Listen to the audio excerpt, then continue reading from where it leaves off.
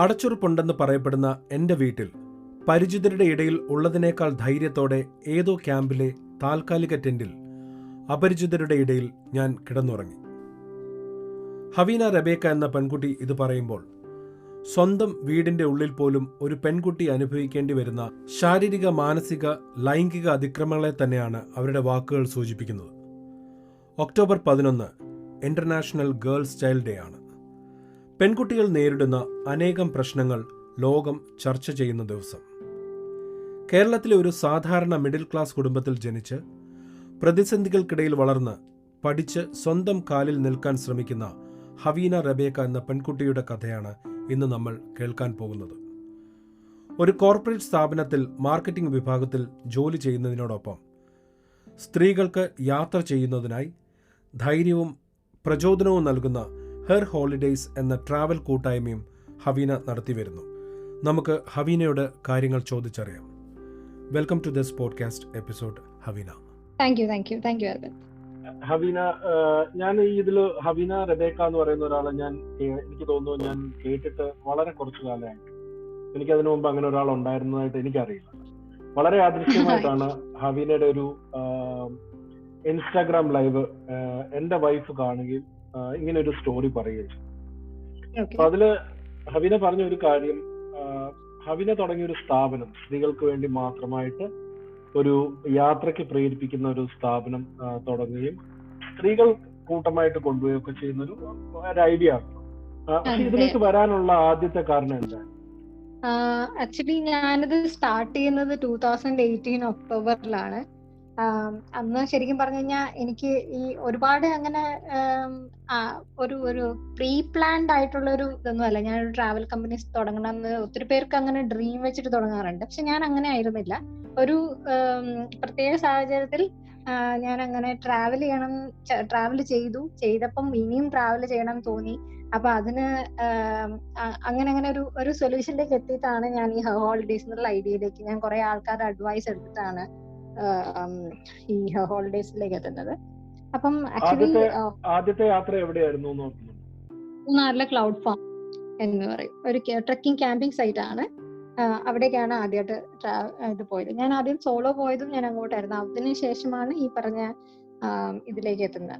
പിന്നെ ഞാൻ എങ്ങനെയാണ് ഇതിലേക്ക് എത്തുന്നത് ചോദിച്ചു കഴിഞ്ഞാൽ അതൊരു വലിയ സ്റ്റോറിയാണ്. ഇപ്പം ഓൾമോസ്റ്റ് എനിക്ക് 30 വയസ്സായി. അപ്പൊ ഒരു 10-28 വർഷത്തെ കഥ അത് ഞാൻ ചുരുക്കി പറയാം.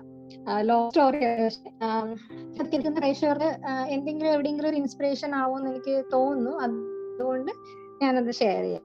ജീവിതത്തിലുണ്ടാവും എല്ലാം അവസാനിച്ചു, ഇനിയൊന്നും മുന്നോട്ടില്ല എന്ന് തോന്നുന്ന ഒരു മൊമെന്റ് അല്ലേ? അപ്പം എനിക്കും ഉണ്ടായിരുന്നു അങ്ങനെ ഒരു സിറ്റുവേഷൻ. അങ്ങനെ ഒരു സാഹചര്യത്തിൽ എനിക്ക് കിട്ടിയ കച്ചിത്തുരുമ്പാണെന്ന് വേണം പറയാം ഹോളിഡേയ്സ്. ഓക്കെ, സോ ആ സിറ്റുവേഷൻ എന്താണെന്ന് ചോദിച്ചു കഴിഞ്ഞാൽ എന്റെ ഫാമിലി തന്നെയാണ് എന്റെ റീസൺ. പോസിറ്റീവ് വേയിലല്ല, നെഗറ്റീവ് വേയിലുള്ള നമ്മളെ എന്നെ ഇൻസ്പയർ ചെയ്തിട്ട് കൊണ്ടുവന്നതാണ് ഈ ഒരു യാത്രയിലേക്കും എല്ലാം. ഈ ഫാമിലിനെ കുറിച്ച് എല്ലാവരും സംസാരിക്കുമ്പോൾ പറയും home is where heart is. പക്ഷെ എന്നെ സംബന്ധിച്ചോളം heart was not where home is. അങ്ങനെയായിരുന്നു. ശരിക്കും പറഞ്ഞാൽ ഒരു വെറുക്കപ്പെട്ട ഇടമായിരുന്നു തന്നെ വേണം പറയാം. വീടെന്ന് പറയുന്ന ഒരു രണ്ടക്ഷരത്തെ ഞാൻ ഒരിക്കലും സ്നേഹിച്ചിട്ടില്ല. കഴിവതും ഞാൻ പഠിക്കുന്ന കാലത്തായ പോലും എങ്ങനെ വീട്ടിൽ പോവാതിരിക്കാം എന്നുള്ള റിസർച്ച് ചെയ്തുകൊണ്ടിരിക്കുകയായിരുന്നു ഞാൻ. അങ്ങനെ ചെയ്യാൻ കാരണം ഞാൻ സാധാരണ ഒരു പെൺകുട്ടിയും ഒരിടത്തൊന്നും അനുഭവിക്കാൻ ആഗ്രഹിക്കാത്ത കാര്യങ്ങൾ ഞാൻ വീട്ടിൽ നിന്ന് തന്നെ അനുഭവിക്കുന്നുണ്ടായിരുന്നു. Including sexual abuse, domestic violence, home arrest, financial torture, property, police station case. ഈ കഴിഞ്ഞ ആഴ്ചയും കൂടി ഞാൻ പോലീസ് സ്റ്റേഷനിലായിരുന്നു. അങ്ങനെ എന്താ പറയാ, ഒരു മനസമാധാനം ഉണ്ടായിട്ടില്ല. അപ്പൊ അങ്ങനെ ഒരു ഫാമിലിയാണ് അൺഫോർച്ചുനേറ്റ്ലി എനിക്കുള്ളത്. ഏറ്റവും കഷ്ടം ഈ ലൈഫിൽ നമ്മള് ചെറുപ്പം മുതൽ ഞാൻ അനുഭവിക്കുന്നത് അതിന് മുന്നേ തന്നെ അമ്മ അനുഭവിക്കാൻ തുടങ്ങിയ കാര്യങ്ങളെല്ലാം അമ്മയ്ക്ക് അറിയാമെങ്കിൽ പോലും അമ്മ പോലും ഒരിക്കൽ പോലും ഒരു വാക്ക് പോലും അമ്മയുടെ ബന്ധുക്കളോടോ ആരോടോ ഒന്നും പറയുകയോ എന്നെ അവിടുന്ന് രക്ഷിക്കാൻ നോക്കുകയോ ഒന്നും ചെയ്തിട്ടില്ല.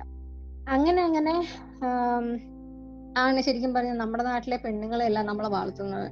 സഹിക്കണം, ക്ഷമിക്കണം, എല്ലാം എന്നാ ഈ നമ്മള് പറയത്തില്ലേ സഹനപുത്രി, കണ്ണീർപുത്രി സീരിയലിലൊക്കെ കാണുന്ന അതുപോലത്തെ ഒരു ക്യാരക്ടറായിരുന്നു അമ്മ. എല്ലാം സഹിക്കുക, ക്ഷമിക്കുക. പിന്നെ എന്തെങ്കിലും എനിക്കൊരു അവസ്ഥ വന്നാൽ പോലും അമ്മ പറയും പ്രാർത്ഥിച്ചാൽ മതി, എല്ലാം മാറും.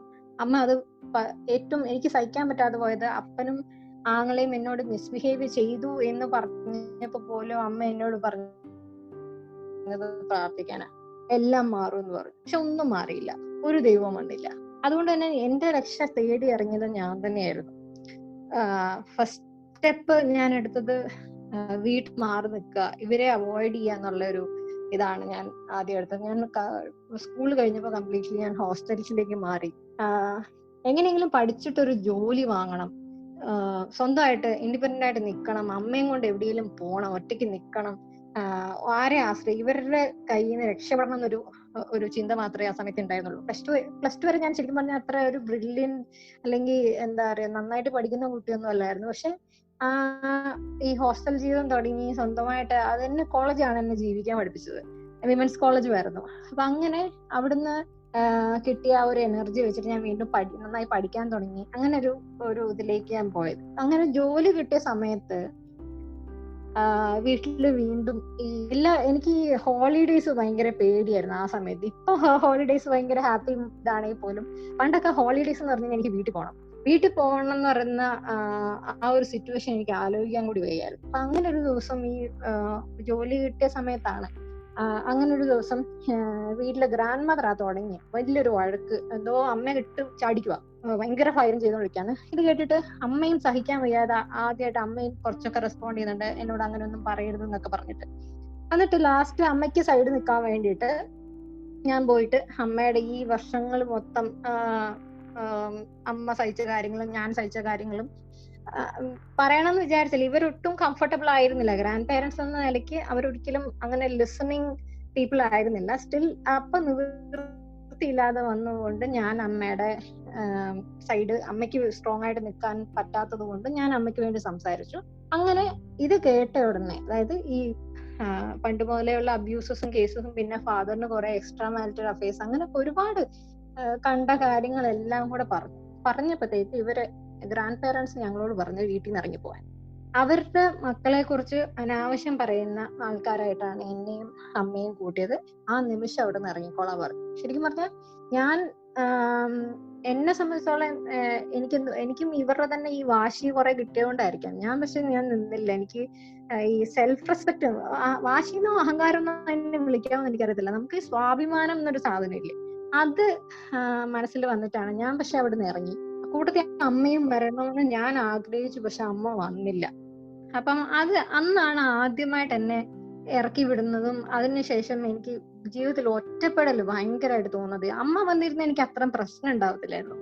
പക്ഷെ ഇതങ്ങ് ഡിപ്രഷൻ, എനിക്ക് ഡിപ്രഷൻ ആണെന്ന് എനിക്ക് മനസ്സിലായില്ല. എനിക്ക് ഡിപ്രഷൻ സ്റ്റേറ്റ് തുടങ്ങി, പക്ഷെ അത് ഡിപ്രഷൻ ആണെന്ന് എനിക്ക് മനസ്സിലായില്ല.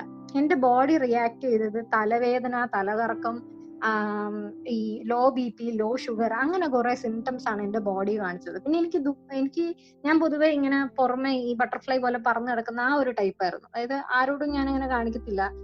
അങ്ങനെയാണ് നമ്മളെ പറഞ്ഞു പഠിപ്പിക്കുന്ന വേറൊരു രീതി. നമ്മൾ നമ്മുടെ വിഷമങ്ങൾ ആരോടും പറയരുത്, ആരോടും അറിയിക്കരുത്, അങ്ങനെയൊക്കെ പറഞ്ഞ്. അപ്പൊ ഞാൻ അത് ആ കാലത്ത് വലിയ സംഭവമായിട്ടാണ് വിചാരിച്ചത്. ഞാൻ ആരെയും ഒന്നും അറിയിക്കുന്നില്ല, എനിക്ക് എന്റേതായ എന്നെ എല്ലാവരും പോസിറ്റീവായിട്ട് കാണുന്നു, അങ്ങനെ മാത്രം കണ്ടു. പക്ഷെ ഞാൻ ഉള്ളിൽ മരിച്ചുകൊണ്ടിരിക്കുകയായിരുന്നു. ഞാൻ ശരിക്കും പറഞ്ഞാൽ അതിന്റെ കൂട്ടത്തിൽ ഞാൻ ഈ അസുഖങ്ങൾക്ക് പോയി മരുന്നെടുത്ത് ഒരു 3-4 കൊല്ലം ഞാൻ ഈ സൈനസിനും എല്ലാം മരുന്നെടുത്ത് ഞാനങ്ങ് ക്ഷീണിച്ചില്ലാണ്ടായി.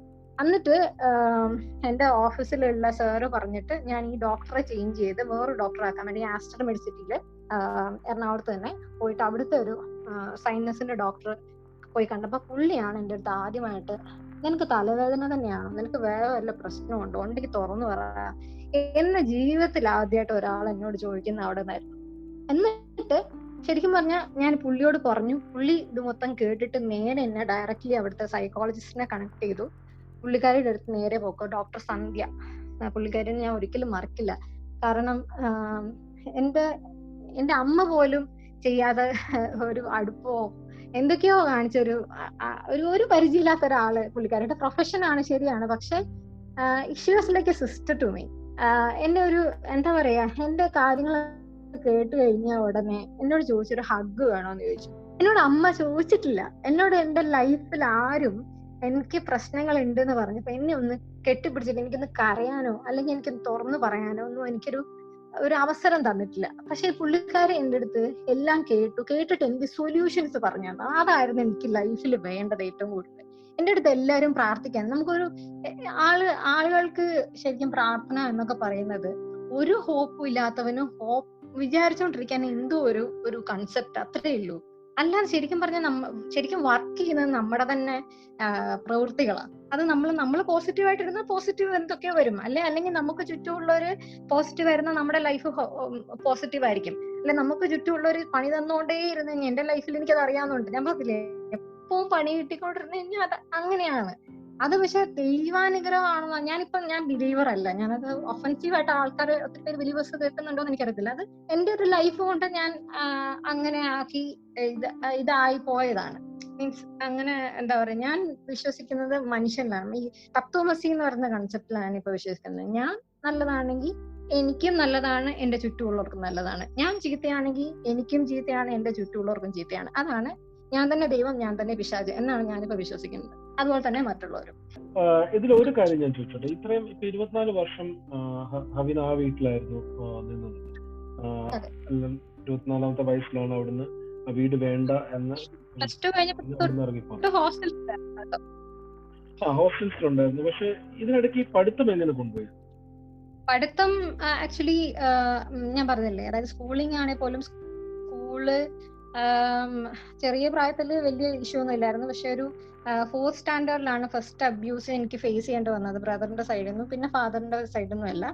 അതിനുശേഷം ഞങ്ങള് ഇതുപോലെ തന്നെ ഞങ്ങള് കീരിയും പാമ്പുമായിരുന്നു ബ്രദറും എല്ലാം ആയിട്ട്. അപ്പൊ എന്നെ ഒരു 7th ആയപ്പോഴത്തേക്ക് വഴക്കിന്റെ പീക്കിലെത്തിയിട്ട് എന്നെ സ്കൂൾ മാറ്റി. പപ്പയുടെ കട കാഞ്ഞിരപ്പള്ളിലാണ്. അപ്പൊ എന്നെ അവിടുത്തെ ഒരു സ്കൂളിലേക്ക് മാറ്റി. അപ്പൊ ആ സമയത്തൊക്കെ പഠിപ്പിക്കലും ഒക്കെ ഉണ്ട്, കുഴപ്പമില്ല. ഫാദർ തന്നെ പഠിപ്പിക്കുകയൊക്കെ ചെയ്യും. അത് കഴിഞ്ഞ് +2 കഴിഞ്ഞപ്പോഴത്തേക്ക് വീട്ടിലൊരു ഇഷ്യൂ ഉണ്ടായിട്ട് എന്നെ വീട്ടിൽ പൂട്ടിയിട്ടു. ഞാൻ ഇനി പുറം ലോകം കാണില്ലാന്ന് തന്നെ ഞാൻ കൂട്ടിയത്. ശരിക്കും പറഞ്ഞാൽ എന്താ പറയാ, ഞാൻ ഫസ്റ്റ് ടൈം ഞാൻ സൂയിസൈഡ് അറ്റംപ്റ്റ് ചെയ്ത ഒരു സിറ്റുവേഷൻ ആയിരുന്നു അത്. അത്രയ്ക്ക് എന്താ പറയാ, ശരിക്കും പറഞ്ഞാൽ ഒരു തെറ്റിദ്ധാരണ പുറത്താ. എന്റെ ഫ്രണ്ട്സ് വീട്ടിൽ വന്നപ്പം അപ്പനായിട്ട് ഞാൻ താഴെ ഇരിക്കുമ്പോൾ കണ്ട അവന്മാരെ വിളിച്ച് ഞാൻ വീട്ടിൽ കയറ്റിന്നൊക്കെ പറഞ്ഞിട്ട് എന്റെ അപ്പൻ ശരിക്കും പറഞ്ഞ ആ ഒരു ലെവലിലേക്ക് വല്ലാത്ത അപ്പൻ പറഞ്ഞില്ല, അപ്പന് വേറെ എക്സ്ട്രാ മാരിറ്റൽ അഫയേഴ്സ് ഉണ്ടായിരുന്നു. അപ്പൊ ആ ഒരു മൈൻഡ് സെറ്റിലാണ് ബാക്കിയുള്ളവരെയും കണ്ടിരുന്നതെന്ന് എനിക്ക് തോന്നുന്നു. എന്നിട്ട് എന്നെ ഇല്ലാത്ത കഥകൾ എന്നെ കുറിച്ച് തന്നെ എന്നും പറയുന്നതൊക്കെ വീട്ടുകാർ തന്നെ. അപ്പൊ അങ്ങനെ ഈ പറഞ്ഞ +2 കഴിഞ്ഞിട്ട് പൂട്ടിയിട്ട് കഴിഞ്ഞിട്ട് ഞാൻ എനിക്കൊന്നൊരു 3 മാസം കഴിഞ്ഞിട്ടെന്തോ ആണ് ഈ അഡ്മിഷൻ എടുക്കുന്ന സമയമൊക്കെ ക്ലോസ് ആയി തുടങ്ങിയ സമയത്ത് വീട്ടിൽ നിന്ന് പള്ളി പോവാന്ന് കള്ളം പറഞ്ഞിട്ടാണ് വീട്ടിൽ നിന്ന് ഇറങ്ങി. എന്റെ ഒരു അമ്മയുടെ കൂട്ടുകാരി ഒരു ആന്റി വഴി പുള്ളിക്കാരിയുടെ മോളുടെ കോളേജിൽ പോയിട്ട് BBAക്ക് പേപ്പർ ശരിയാക്കി വന്നു. അത് പേപ്പർ ഞാൻ അവിടെ എന്താ പറയാ, ഈ ഇന്റർവ്യൂ എല്ലാം കഴിഞ്ഞിട്ട് അവിടെ കൊടുക്കാന്ന് പറഞ്ഞപ്പോ അമ്മ പറഞ്ഞു വേണ്ട വീട്ടിൽ പോയിട്ട് അനുഗ്രഹം വാങ്ങിച്ചിട്ട് പേപ്പർ കൊടുത്താൽ മതി. ഞാൻ പറഞ്ഞു എന്റെ പൊന്നമ്മ, നമ്മുടെ വീട്ടിൽ തന്നെ അനുഗ്രഹത്തിന് പോകണമെന്ന് ഞാൻ ചോദിച്ചു. പക്ഷെ അമ്മ അത് കേട്ടില്ല. അമ്മ ആ സമയത്ത് ഈ ടിപ്പിക്കൽ ഭാര്യ മരുമകൾ കടമ അങ്ങോട്ട് എടുക്കാൻ തുടങ്ങും. അങ്ങനെയാണ് ഞാൻ വീട്ടിൽ പോയി. വീട്ടിൽ ചെന്ന ഉടനെ ബ്രദർ ഇത് കണ്ടേ ഉണ്ടോ, ഒറ്റ കീറായിരുന്നു. ഞാൻ ഒന്ന് കാണട്ടെ എന്ന് പറഞ്ഞിട്ട് വാങ്ങിച്ചിട്ട് അന്ന് ബ്രദർ ശരിക്കും പറഞ്ഞു ഞാൻ 10th ഒക്കെ ഫെയിൽ ചെയ്തിട്ട് പിന്നെ ഹോട്ടൽ മാനേജ്മെന്റ് പോയി, അതും ഡ്രോപ്പ് ചെയ്ത് വന്നു. എന്നിട്ട് ഇതുപോലെ BComന് ജോയിൻ ചെയ്തായിരുന്നു അവിടെ നാട്ടിൽ തന്നെയുള്ള ഒരു കോളേജിൽ. അപ്പൊ എന്റെ അടുത്ത് പറഞ്ഞു നീ ട്യൂട്ടോറിയൽ കോളേജിൽ പോയാലും വേണ്ടില്ല, BCom അല്ലാതെ വേറൊന്നും പഠിക്കില്ല. എല്ലാവർക്കും ഒരു ഈഗോയോ എന്തൊക്കെയോ ആയിരുന്നു എന്റെ വീട്ടിലുള്ളവർക്ക്. അങ്ങനെ അത് കഴിഞ്ഞിട്ട് ഞാൻ ഇതുപോലെ വീട്ടിൽ അങ്ങനെ പറയാണ്ടാണ് ഇതുപോലെ തന്നെ ഈ ആന്റിയുടെ തന്നെ അമ്മയുടെ ഫ്രണ്ടിന്റെ ഹെൽപ്പ് തന്നെ കിട്ടിയിട്ട് പുള്ളിക്കാരിയുടെ അവർക്ക് 2 പെൺമക്കളും ഒരു മോനുമാണ്. 2ാമത്തെ മോള് പഠിപ്പിക്കുന്ന കോളേജാണ് ഞാൻ പഠിച്ച കോളേജ്. അവിടെയാണ് എന്നിട്ട് ലാസ്റ്റ് ഈ പറഞ്ഞ BComന് എന്തോ ഈ അഡ്മിഷൻ എല്ലാം കഴിഞ്ഞ് കഴിയുമ്പം ചിലപ്പം ചിലർ പോയ സ്ലോട്ടൊക്കെ വരുമല്ലോ, അങ്ങനെ ഒരു സീറ്റ് എനിക്ക് ശരിയാക്കി തന്നു. അന്നാണ് ഞാൻ കംപ്ലീറ്റ്ലി ഞാൻ പിന്നെ വീട്ടിലേക്ക് ഇല്ലാന്ന് ഉറപ്പിച്ച് ഞാൻ വീട്ടിൽ നിന്ന് പോയത് അന്നായിരുന്നു. എനിക്ക് തോന്നുന്നു ഞാൻ അടുത്ത വെക്കേഷൻസിനൊക്കെ ഞാൻ NSS ക്യാമ്പ് എന്നൊക്കെ പറഞ്ഞ ഓണം വെക്കേഷനൊക്കെ ഞാൻ അവിടെ തന്നെ നിൽക്കുമായിരുന്നു. ഞാനങ്ങ് വീട്ടിൽ പോകാറേ ഇല്ലായിരുന്നു. അത് കഴിഞ്ഞ് എന്നോ ഒരിക്കൽ അമ്മ ഇങ്ങനെ വന്ന് നിർബന്ധിച്ച് വീട്ടിലേക്ക് കൊണ്ടുപോവുക ചെയ്ത്. അങ്ങനെയാണ് ഡിഗ്രി അത് കഴിഞ്ഞ് പിന്നെ ശരിക്കും പറഞ്ഞു കഴിഞ്ഞാൽ ഒരുപാട് എന്താ അത് ഡിഗ്രി കഴിയാറായപ്പോഴാണ് ഒരുമാതിരി കല്യാണാലോചന ഒക്കെ തുടങ്ങി വീട്ടിൽ നിന്ന്. അത് പക്ഷെ ഞാനായിട്ട് തന്നെ ഒന്നും ചെയ്യാണ്ട് അത് മാറിപ്പോയി. കാരണം അപ്പന്റെ പേരിലൊരു കേസ് ഒക്കെ ഉണ്ടായിരുന്നു. അപ്പൻ ഈ യാക്കോബ ഓർത്തഡോക്സ് വഴക്ക് കേട്ടിട്ടുണ്ടാവും. നമ്മള് യാക്കോബയാണ്. അപ്പൊ അങ്ങനെ അതിനകത്ത് ഈ പള്ളി വഴക്കിനൊക്കെ കയറി മുന്നേ നിന്നിട്ട് ആരാണ്ട് കുത്തുവോ ഏതാണ്ട് കേസോ ഒക്കെ ഉണ്ട് അപ്പന്റെ പേരിൽ. അത് പറഞ്ഞിട്ട് ഈ വന്ന കല്യാണാലോചന മുടങ്ങിപ്പോയി. ഈ രോഗിച്ചതും വൈദ്യം കൽപ്പിച്ചതും പാലെന്ന് പറഞ്ഞ പോലെ പിന്നെ എനിക്ക് കുറെ നാളത്തേക്ക് ഇവര് ഒന്നും പ്രഷർ ഒന്നും ചെയ്തിട്ടില്ല. പിന്നെ നേരെ എന്നെ പഠിക്കാനുള്ള കാര്യം ഞാൻ നെയ്ബറിന്റെ ഹെൽപ്പ് വെച്ചിട്ടാണ് ഞാൻ MBA എന്നുള്ള കാര്യം വീട്ടിൽ പ്രസന്റ് ചെയ്തു. പുള്ളി ഹെൽപ്പ് ചെയ്തിട്ട് ഒരു നെയ്ബർ ഈ പറഞ്ഞ എന്റെ ബ്രദറിനെ അന്ന് കോളേജിൽ പഠിപ്പിക്കുന്ന സാറും കൂടെയായിരുന്നു. പുള്ളിയെ respect Ernakulam ടോക്കച്ച് MBA marketing HR കൂടെ എടുത്തത്. എന്നിട്ട് അത് ഈ നാട്ടിൽ ഇടപെട്ടുകൊണ്ട് ഫാദർ തന്നെയാണ് അഡ്മിഷൻ എടുത്തു തന്നത്. പിന്നെ അന്ന് പോലെ ശരിക്കും പറഞ്ഞു കഴിഞ്ഞാൽ ഞാൻ ലൈഫിൽ വേറൊരു മോഡ് സ്വിച്ച് ചെയ്ത പോലെ ആയിരുന്നു. അതായത് ഞാൻ അഭിനയിക്കാൻ തുടങ്ങി കുറച്ച്. അതായത് അപ്പന്റെ മുന്നിൽ സോപ്പിട്ട് നിന്നാൽ മാത്രമേ എനിക്ക് പഠിത്തം കംപ്ലീറ്റ് ചെയ്യാൻ പറ്റൂ. എന്റെ എയിം അത് മാത്രമായിരുന്നു. എനിക്ക് എങ്ങനെയും ഒരു തടസ്സമോ മുടക്കോ ഇല്ലാതെ എനിക്ക് MBA കംപ്ലീറ്റ് ചെയ്യണം, ഒരു ജോലിക്ക് കയറണം. അതിന് വേണ്ടിയിട്ട് ഞാൻ കുറച്ച് നാളൊന്ന്, അതായത് വീട്ടിൽ ഒരുപാട് വഴക്കുകൾ അതിന് ശേഷവും കണ്ടിട്ടുണ്ട്. പക്ഷെ ഒന്നിനും ഞാൻ അങ്ങനെ ലിമിറ്റ് വിട്ട് ഞാൻ റിയാക്ട് ചെയ്യാണ്ട് ഞാൻ എന്നെ തന്നെ കൺട്രോൾ ചെയ്ത്, എനിക്ക് ഇഷ്ടമില്ലാതെ തന്നെ ഞാൻ കൺട്രോൾ ചെയ്ത് വെച്ചു. കാരണം ഞാൻ എന്തെങ്കിലും ഇടപെട്ട് കഴിഞ്ഞു കഴിഞ്ഞാൽ എന്റെ പഠിത്തത്തിനെ അത് ബാധിക്കും. പിന്നെ എനിക്കത് അമ്മയെ കൊണ്ട് എവിടെയെങ്കിലും പോകാനോ ഒന്നും സാധിക്കത്തില്ല. പഠിത്തം മുടങ്ങിപ്പോവും, അവർ എവിടെയെങ്കിലും കെട്ടിച്ചു വിടും. അതുകൊണ്ട് മാത്രം ഞാൻ പിടിച്ചു നിന്ന് ഒരു വിധത്തിൽ MBA ചെയ്തു. അങ്ങനെയാണ് ശരിക്കും പറഞ്ഞത് MBA. അത് കഴിഞ്ഞാണ് ഞാൻ നേരത്തെ പറഞ്ഞ ജോലി കിട്ടിക്കഴിഞ്ഞ് ഉള്ള ബാക്കി ഇഷ്യൂസ് എല്ലാം പറഞ്ഞ്. അത് കഴിഞ്ഞ് ഈ വീട്ടിൽ നിന്ന് ഇറക്കി വിട്ട് കഴിഞ്ഞ സമയത്ത് ഞാൻ ഡിപ്രഷന്റെ കേസൊക്കെ പറഞ്ഞില്ലേ, അത് കഴിഞ്ഞിട്ടാണ് ഞാൻ ഇവിടെ അടുത്തൊരു ഓർഫനേജിൽ പഠിപ്പിക്കാൻ കയറി. ശരിക്കും പറഞ്ഞാൽ അതൊരു പുതിയ ഹോപ്പ് പോലെയായിരുന്നു. എനിക്ക് വീക്കെൻഡ് എങ്ങും പോകാനില്ലായിരുന്നു. ആ സമയത്ത് അതായിരുന്നു എന്റെ പ്രധാന പ്രശ്നം.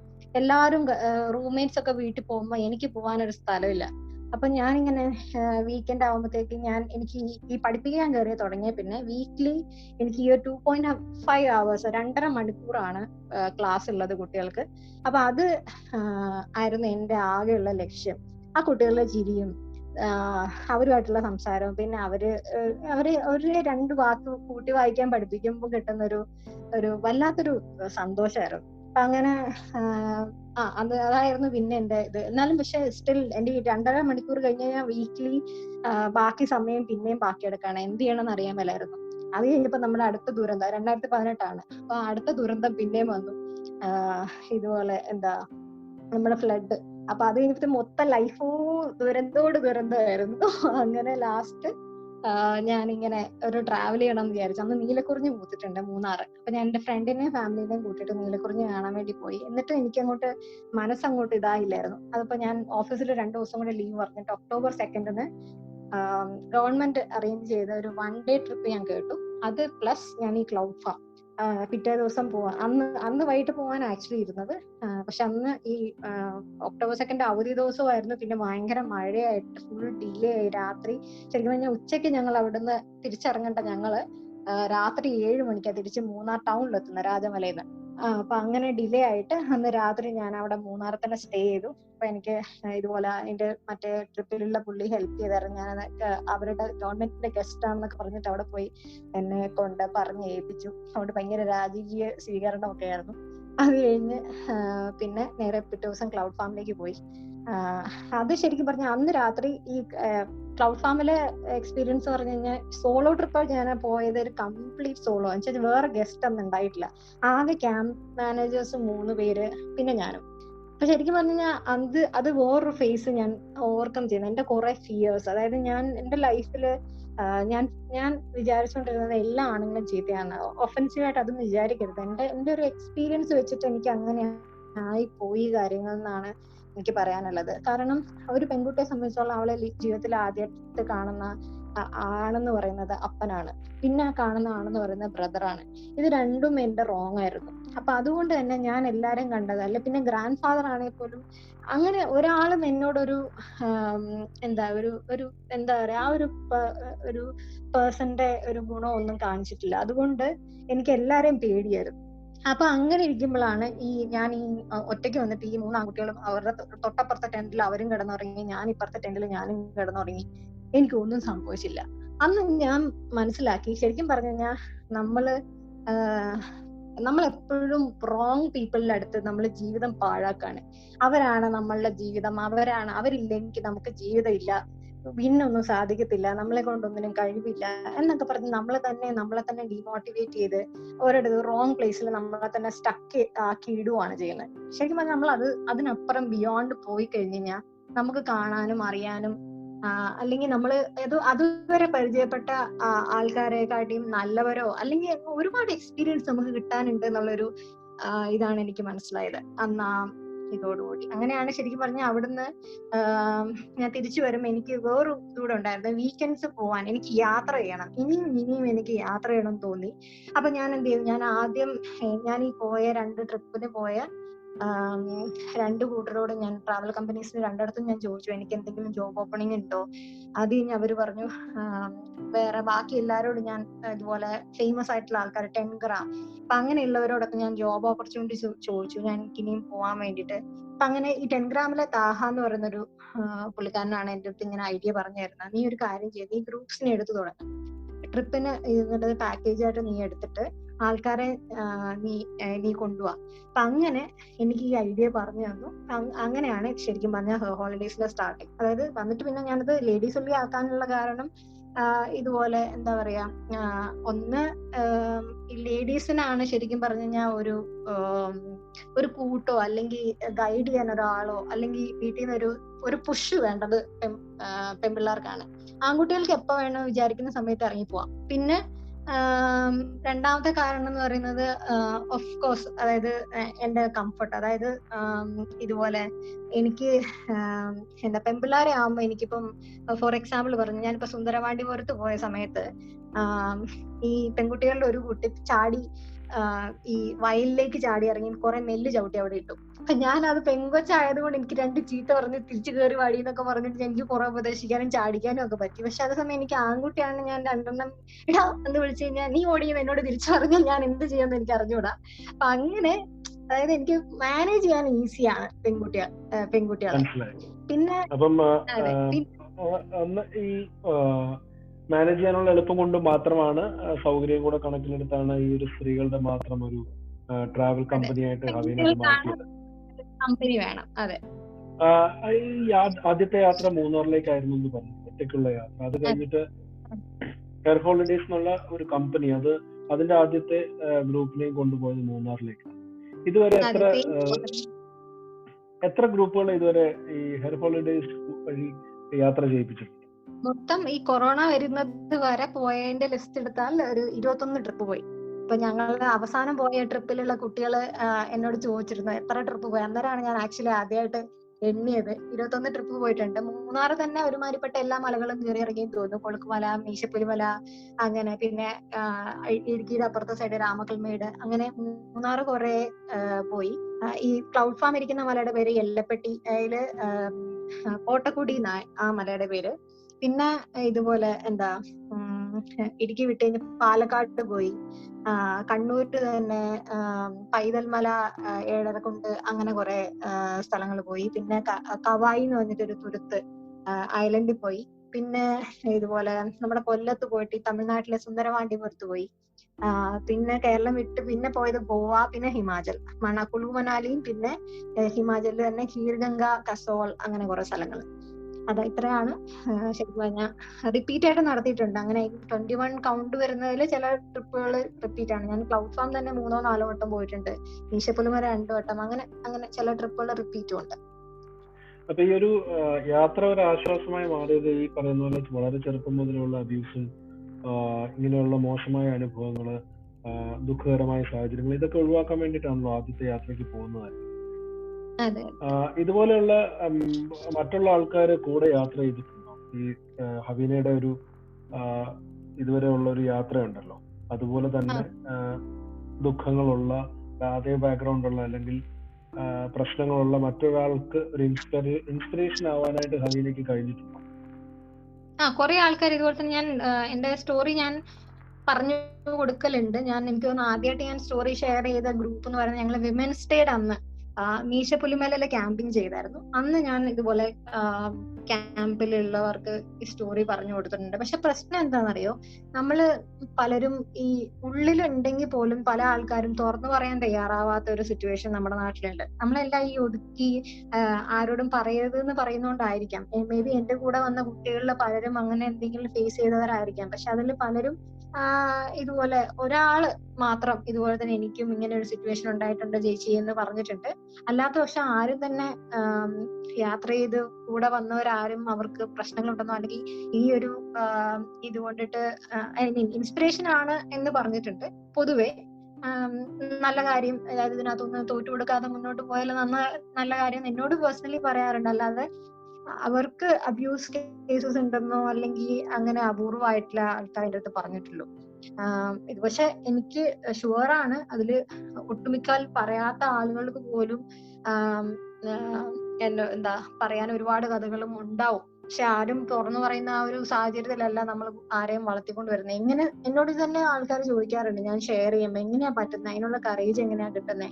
ഞാൻ പറഞ്ഞു, എനിക്ക് കറേജ് എന്ന് വെച്ച് കഴിഞ്ഞാൽ ഞാൻ പറഞ്ഞു തുടങ്ങിയപ്പോഴാണ് എനിക്ക് മനസ്സിലായത് ഇത് ഞാൻ മാത്രമല്ല അനുഭവിക്കുന്നത്. പിന്നെ എന്റെ ചുറ്റും നടക്കുന്ന നമ്മുടെ എല്ലാം വിചാരം ഇത് നമ്മുടെ മാത്രം പ്രശ്നം, നമ്മുടെ വിധി, നമ്മുടെ ജീവിതം അല്ല. നമുക്ക് ചുറ്റും ഒരുപാട് ജീവിതങ്ങളുണ്ട്. ഒരുപാട് ജീവിതങ്ങളിലുള്ള ആൾക്കാർ സെയിം സിറ്റുവേഷനിൽ കൂടെ കടന്നു പോകുന്നുണ്ട്. അല്ലെങ്കിൽ ഒന്നല്ലെങ്കിൽ മറ്റൊരു രീതിയിലൂടെ മറ്റൊരു വ്യക്തിയിൽ നിന്നാണെന്ന് മാത്രമേ ഉള്ളൂ. പക്ഷെ നമ്മൾക്ക് അനുഭവിക്കുന്നതും പഠിക്കുന്ന പാഠങ്ങളും ഏകദേശം എല്ലാം ഒരുപോലെയാണ്. അപ്പൊ നമ്മൾ ഷെയർ ചെയ്ത് കഴിഞ്ഞു കഴിഞ്ഞാൽ നമ്മൾ എന്ത് സ്ട്രാറ്റജിയാണോ ഈ ഒരു ക്രിട്ടിക്കൽ സിറ്റുവേഷനിൽ എടുത്തത് അത് ആർക്കെങ്കിലും പറഞ്ഞു കൊടുത്താൽ ആർക്കെങ്കിലും ഉപകാരം ആയിക്കോട്ടെ എന്ന് മാത്രം ഞാനിപ്പോ കരുതുന്നുള്ളൂ. അങ്ങനെയാണ് ഞാൻ ഷെയർ ചെയ്തതെന്നാണ് ഞാൻ ആൾക്കാരോട് പറയാറ്. ഞാൻ അങ്ങനെ തന്നെയാണ്, അതായത് അത്രേ ഉദ്ദേശിക്കുന്നുള്ളൂ. ആർക്കെങ്കിലും ഒരാൾക്കൊരു ഉപകാരം ആവട്ടെ എന്ന് കരുതും. ഇപ്പൊ ഞാനിപ്പം ഈവൻ സൈക്കോളജിസ്റ്റിനെ കണ്ടതായാൽ പോലും എന്റെ വീട്ടുകാർ തന്നെ എനിക്കെതിരെ അത് വെച്ചിട്ട് എനിക്ക് എതിരെ സർട്ടിഫിക്കറ്റ് ഉണ്ടാക്കി. അത് പോലീസ് സ്റ്റേഷനിലെ കേസിനൊക്കെ പോയപ്പം ഇവർക്ക് ഭ്രാന്താണ്, അവൾ ഡോക്ടറെ കണ്ടതാണ്, അതിന്റെ സർട്ടിഫിക്കറ്റ് എന്ന് പറഞ്ഞ് അവിടെ സബ്മിറ്റ് ചെയ്തു.